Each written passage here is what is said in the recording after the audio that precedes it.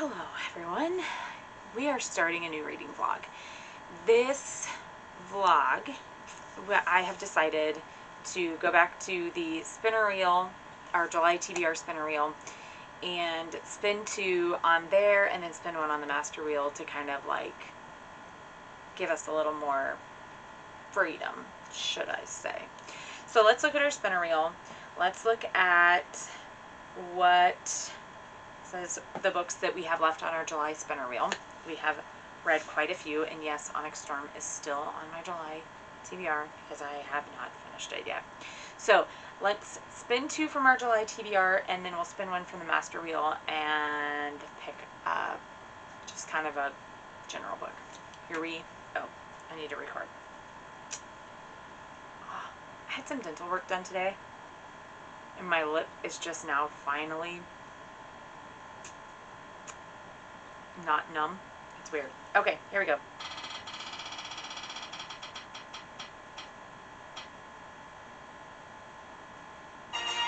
Okay.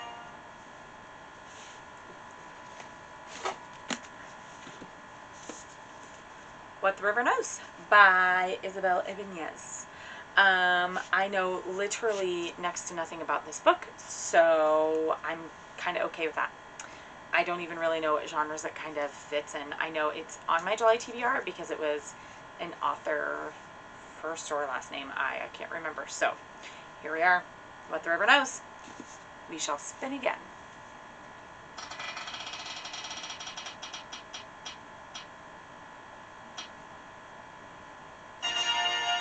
I was really hoping this one would come up. Tress of the Emerald Sea. Yes, I did just finish a Brandon Sanderson book that was 1,300 pages long, and yes, I am fully prepared to jump into another Brandon Sanderson book. So, here we are. Definitely didn't stop that. Let's move. Oh, we shouldn't have stopped it anyway. That was dumb. Okay, whatever. Let's move to our master reel, and we'll spin there. Unlike previous reading challenges and vlogs, if 25 and 25 comes up, we'll just be fine with it. Here we go. It came up a ton in my previous vlog.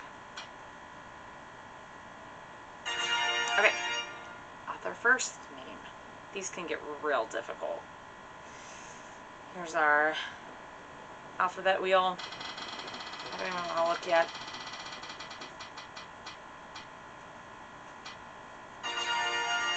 Oh, author first name F. I feel like that can be done. Okay, I will look. I will be back. I thought that was going to be a lot harder than it was, actually. So I chose, I'll do it on this side, The House by Frank Peretti and Ted Dekker, or it's called House, I'm sorry. The Only Way Out is In. This is, I think, kind of like a, well, I'll just read the back of it. So what I know is these guys typically write like Christian fiction, and I have previously read Monster by Frank Peretti, and I loved that book. It was so good, but it was kind of like a mystery thriller suspense kind of deal.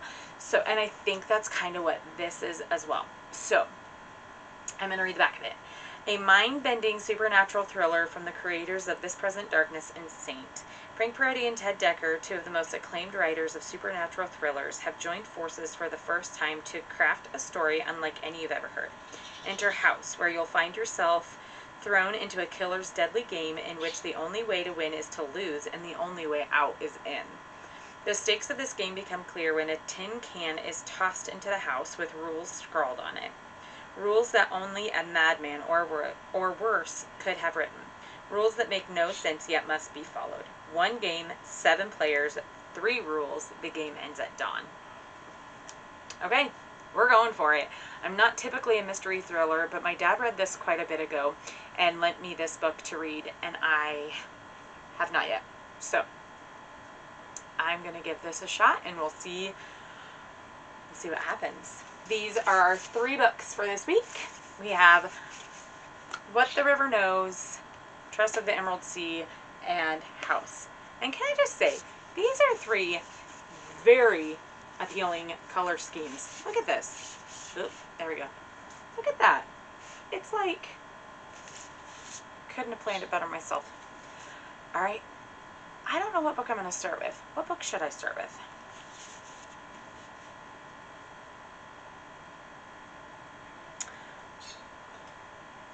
I think I'm going to start with Tress. I'm going to start with Tress of the Emerald Sea. I feel good about this. Here we go. So I'm about 185 pages into Tress of the Emerald Sea, and so far I'm enjoying it. It is different from the other Brandon Sandersons I've read simply because it's not as meaty or as, how do I put it? Meaty's not like the right word. It's like dense maybe with the world building and like political systems and things like that. The magic system is really unique. It is a cute world.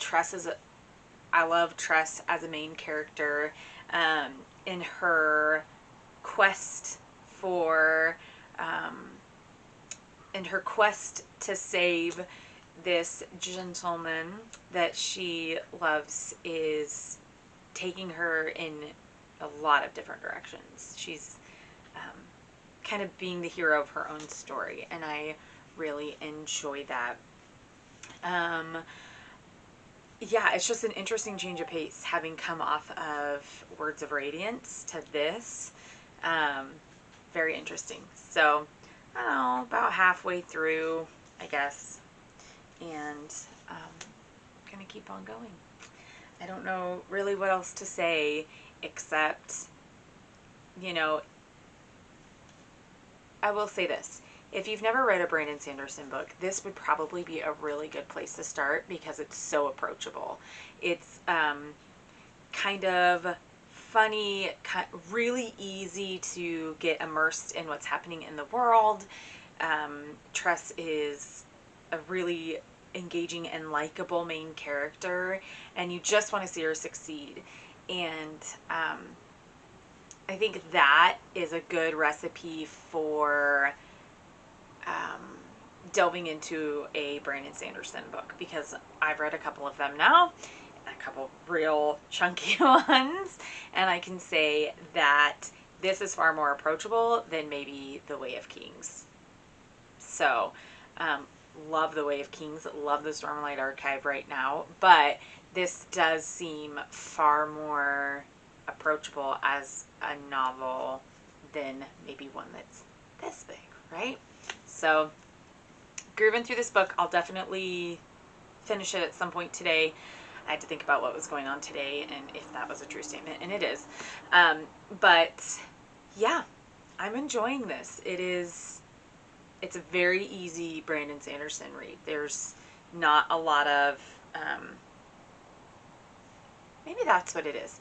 The cast of characters is far pared down. We're following one main character versus like 5 or 5 different points of view. We have just one in this, and that is far more typical probably in fantasy. I don't know. I'm so like, I just don't really know what to say. You know how I just don't really know what to say. I like it. It's a good book. I think that if you want to read a Brandon Sanderson book, you should start with something like this, or maybe even one of his other secret projects, because they seem much more, approachable. I'm really enjoying this. That's all I have to say. I have finished Tress of the Emerald Sea.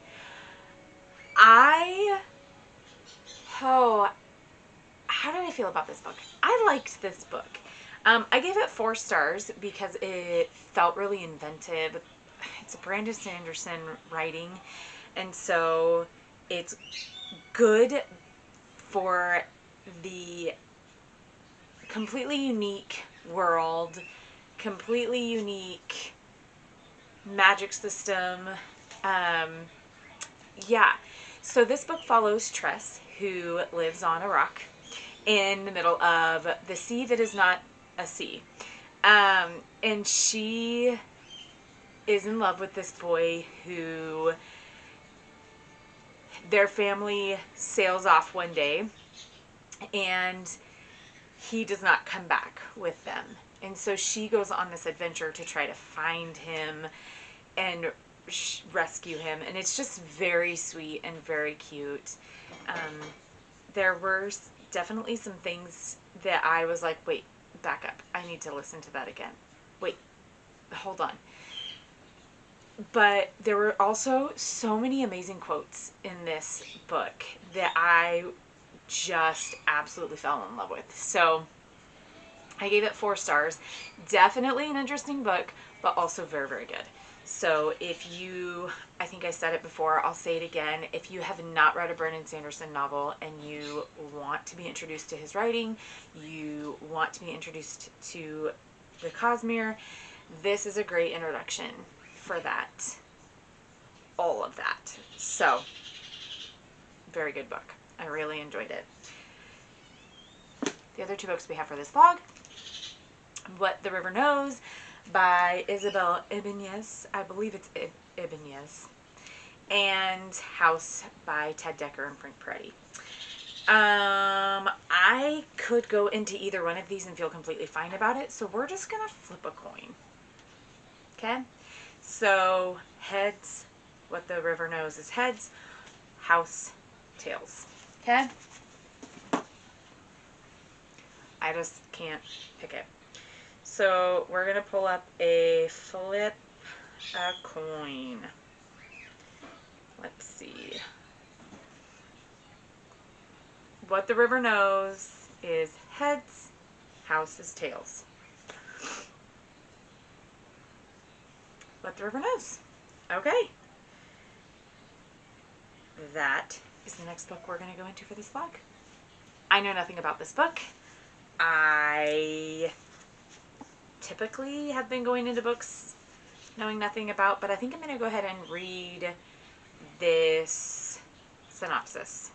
Bolivian Argentinian Inés Oliveira belongs to the glittering upper society of 19th century Buenos Aires, and like the rest of the world, the town is steeped in old world magic that's been largely left behind or forgotten.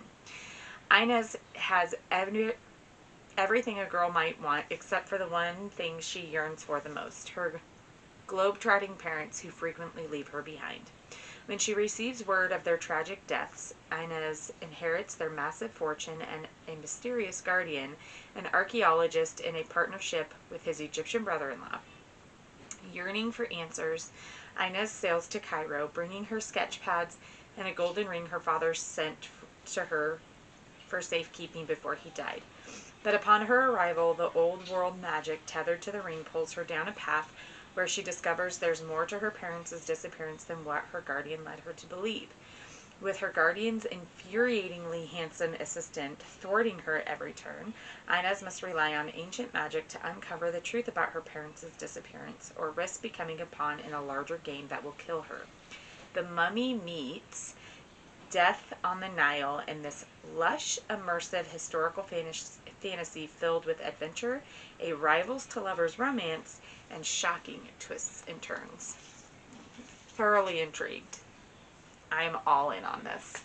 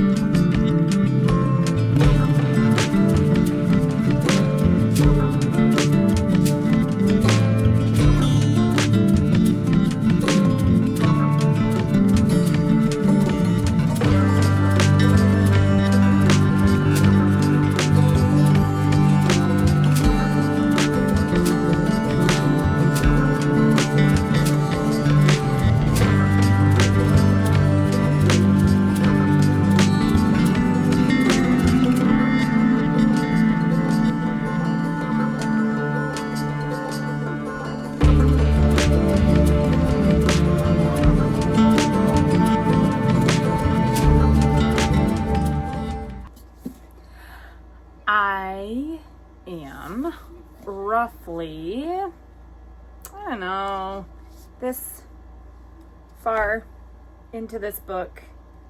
I don't even know what that is. I'm on page 393 of like,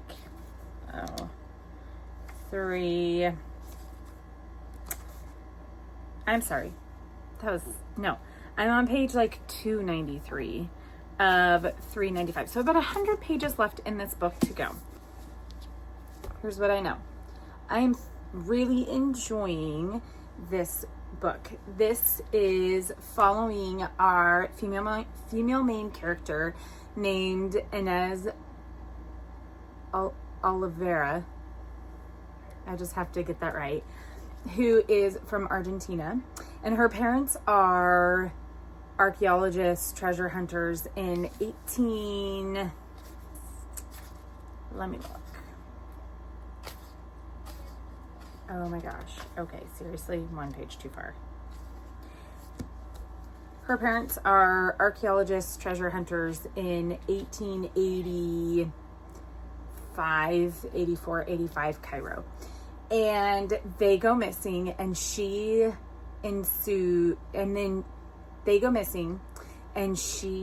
decides to go on an adventure to Egypt to find them. She's never left Argentina. She's never left her quiet, kind of sheltered existence. Her parents never took them on their adventures with her. Her parents never took them on their adventures. And so she's always wanted to go. She's always desired to go and have adventures with them. But when they go missing and are presumed dead, she decides to basically run away from home and go find her parents, find out what happened to them. So we're in the thick of the book. There's some things that's happening. I'm curious who's the good guy and who's the bad guy so far. I'm not 100% sure.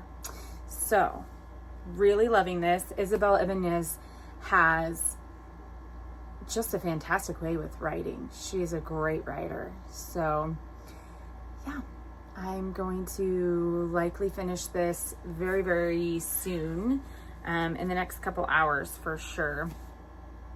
And then I'll let you know what I think.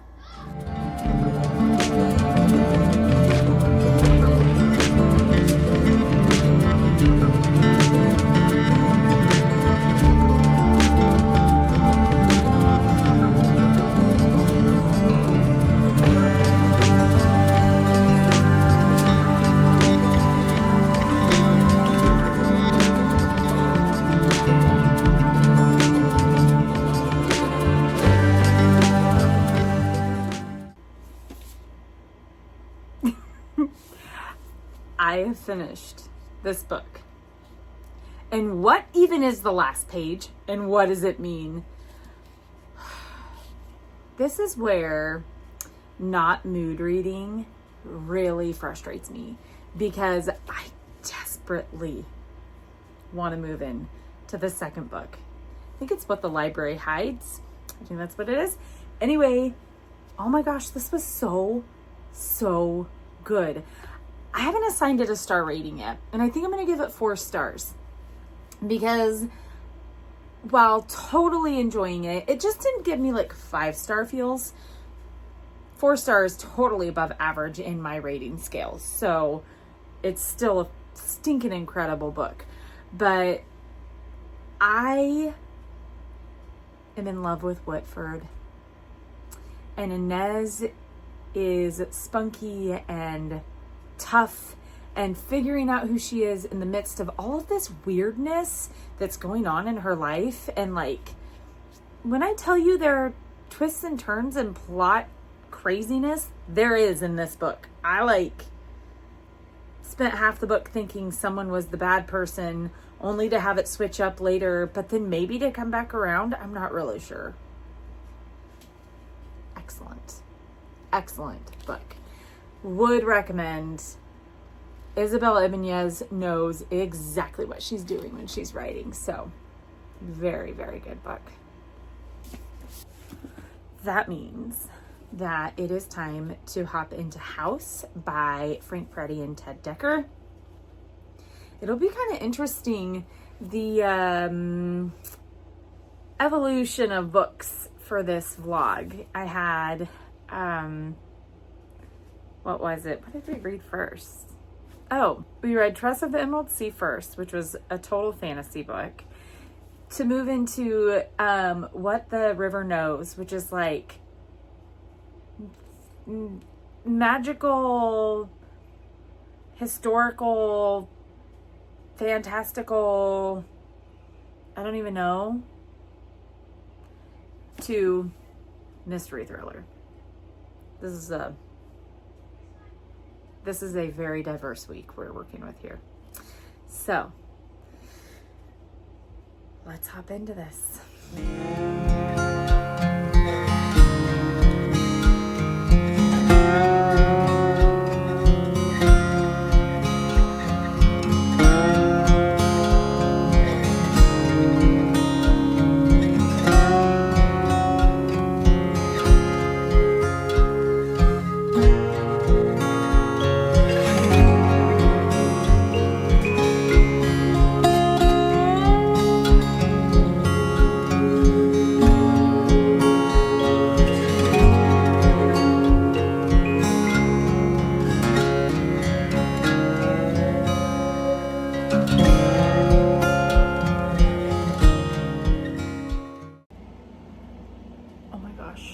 I am just over 100 pages into this book and I am terrified. Terrified. It's dark outside. I'm gonna have to go to bed. And I'm so scared.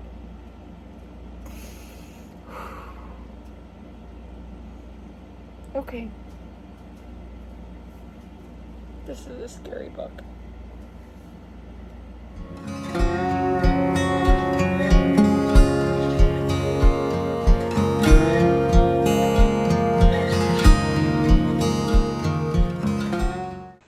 I just finished House by Frank Peretti and Ted Dekker, and this was such a trip.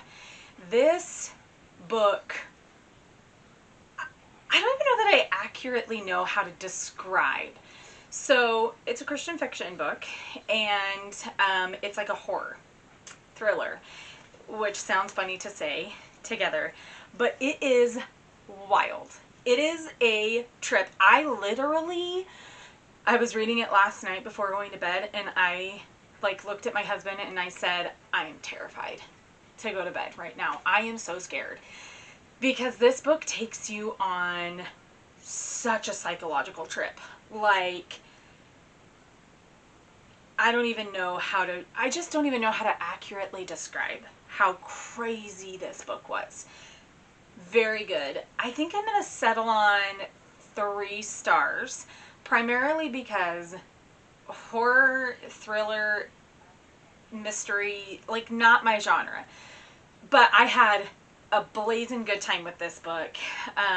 Frank Peretti and Ted Dekker are both prolific Christian fiction authors, and I think they both write primarily mystery, thriller, horror. It's so crazy. It's wild. So this is the second book by Frank Peretti that I have read. The first one was Monster, and I love that book. It's so good. So it doesn't surprise me that I settled on really liking this book. Very mindy, bendy, twisty, scary, don't want to go in the woods alone at night kind of book. So, there you go. That was that. That is the completion of this week's vlog. I feel so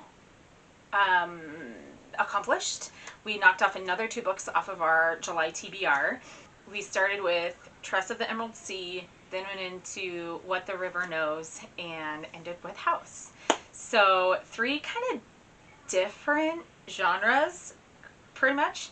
So that's it. Good work. Way to go. And if you have stayed to the end of this video, would you let me know down below by leaving like a house emoji, and let me know what you think about these books. Like, I'm so curious. Anyway, I'll see you on the next one.